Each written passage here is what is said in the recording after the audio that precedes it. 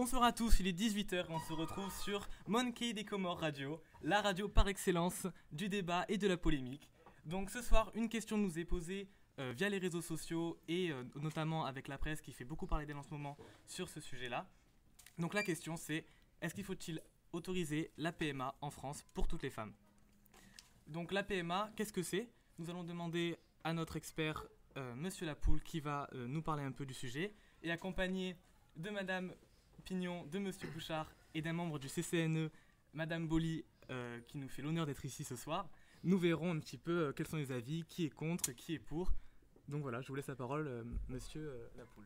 Donc bonjour à tous et à toutes, je suis Monsieur Lapoule, je suis spécialiste en sociologie et en sexologie depuis 20 ans.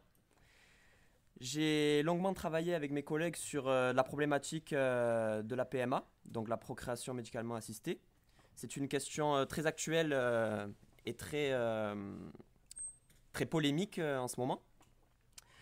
Il faut savoir qu'en France, elle est autorisée, mais pas pour les couples. Elle est autorisée, mais pas pour les couples homosexuels féminins, donc lesbiennes.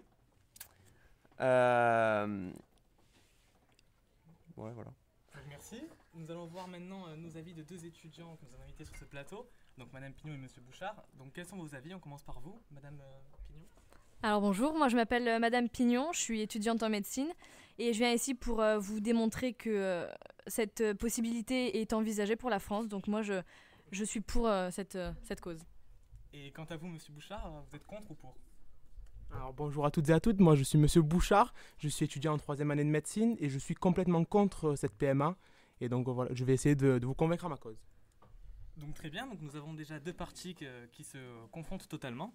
Donc Madame Pignon, quels sont vos arguments ? Monsieur Bouchard, si vous voulez prendre la parole, allez-y, je vous en prie. Donc tout d'abord, je voudrais dire que la France, malgré qu'elle soit un pays laïque, reste avec une culture qui soit majoritairement chrétienne. Et dans la religion chrétienne, on peut voir que le modèle familial veut qu'il y ait un père, une mère et puis les enfants. Donc on peut voir par exemple en prenant l'exemple du Fils de Dieu dans la religion chrétienne, Jésus, qui a comme mère Marie et comme père Joseph. Et depuis toujours, le modèle familial a voulu un père, une mère et des enfants. Donc vous appuyez ici sur un modèle familial qui serait assez stéréotypé du coup. Qu'avez-vous à dire vous, Madame Pignon ?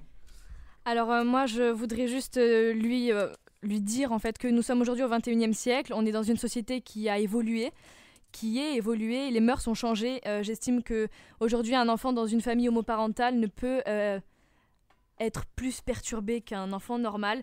Et je trouve qu'il y a une certaine injustice et une incohérence avec la loi du mariage pour tous qui a été votée, comme vous le savez, récemment. Alors, Madame Pignon, je suis désolé, mais vous parlez qu'il ne peut pas y avoir de problème avec les enfants qui ont été faits de deux femmes. Mais pour moi, les femmes qui pensent cela, c'est un mensonge qu'elles font à leur fils, car le père est quand même une figure protectrice. L'enfant doit admirer son père, qui a une figure de protection, d'autorité. Le père est un héros pour l'enfant. Et les mères qui mentent sur le fait que l'enfant a été acheté, car l'enfant clairement a été acheté, mais pour moi c'est inadmissible. Totalement c'est inadmissible.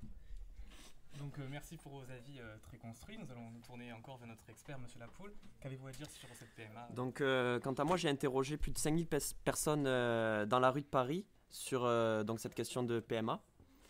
Et on constate que plus de 80% sont favorables à l'autorisation de cette PMA pour les couples homosexuels.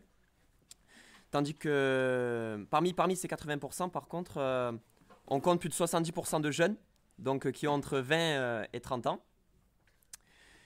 Et parmi les 20% de personnes contre, il y a environ 1000 personnes qui sont âgées de plus de 50 ans. Ce qui montre un peu l'état d'esprit des Français sur cette question. Oui, j'allais en venir justement. Il faut savoir que dans les pays d'Europe, de nombreux pays autorisent cette PMA pour les couples homosexuels, notamment l'Espagne ou la Belgique. Il faut savoir que beaucoup de Françaises partent justement à l'étranger pour faire cette méthode de procréation. Et donc la France a cruellement un retard sur cette technique. Donc justement, par rapport à ce fait que la PMA est autorisée dans d'autres pays, on a forcément l'aspect financier qui entre en compte. Il faut quand même payer l'intervention. Donc qu'avez-vous à dire, Monsieur Bouchard, par exemple, sur ce sujet?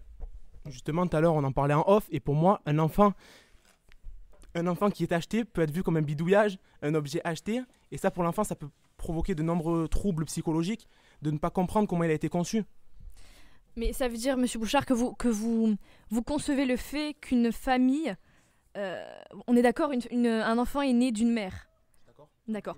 Donc vous estimez, comment dire, le droit maternel, vous en faites quoi? Le droit maternel de materner, d'avoir cette maternité pour l'enfant. Le droit maternel, madame, c'est de l'égoïsme. Tout simplement, pour moi, c'est de l'égoïsme. Le droit maternel, c'est de l'égoïsme. Car vous pensez à votre propre bonheur, vous ne pensez pas à celui de l'enfant. Comment va réagir l'enfant en apprenant qu'il n'a pas de père, qu'il a seulement deux mères? Mais il y a une inégalité des droits dans ce que vous dites. Les femmes, autant que les hommes, ont le droit à cette procréation. Il y a une espèce d'homophobie. Dans ce que vous dites, il y a une homophobie, Monsieur Bouchard, ce que je vous explique. C'est une étape irréversible d'avoir un enfant. C'est une étape irréversible. Vous ne pouvez pas me parler de ça comme si c'était d'aller acheter sa baguette ou d'aller... Non mais ce que vous comprenez pas, c'est que c'est... Non mais il y a une discrimination, il y a une discrimination, monsieur. Madame, je ne suis pas homophobe. Si, elle est... Madame, je suis désolé. On va arrêter, on va mettre une courte pub, hein. On a un temps de parole à respecter. Donc on se retrouve très vite pour la suite de ce débat.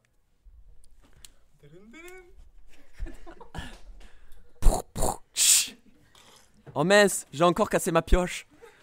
J'en ai marre de creuser dans des zones de subduction pour avoir un Métagabro. Vous rêvez d'avoir la pierre de vos rêves? Envoyez Métagabro au 980 90. Métagabro au 980 90. 50 centimes par mois, puisque vous pouvez éventuellement sur un opérateur. Offre soumise à condition à la limite de stock disponible, voir conditions sur le site. Donc on se retrouve sur Monkey des Comores Radio pour poursuivre ce débat. Donc désolé de cette petite altercation. Donc nous allons nous retourner une fois de plus vers notre expert. Donc qu'avez-vous à dire comme avis final sur la situation? Donc comment résoudre ce problème? Il faut savoir déjà que l'élaboration d'une loi en France, donc le projet de loi est réfléchi et interrogé par le gouvernement qui dépose leur proposition de loi.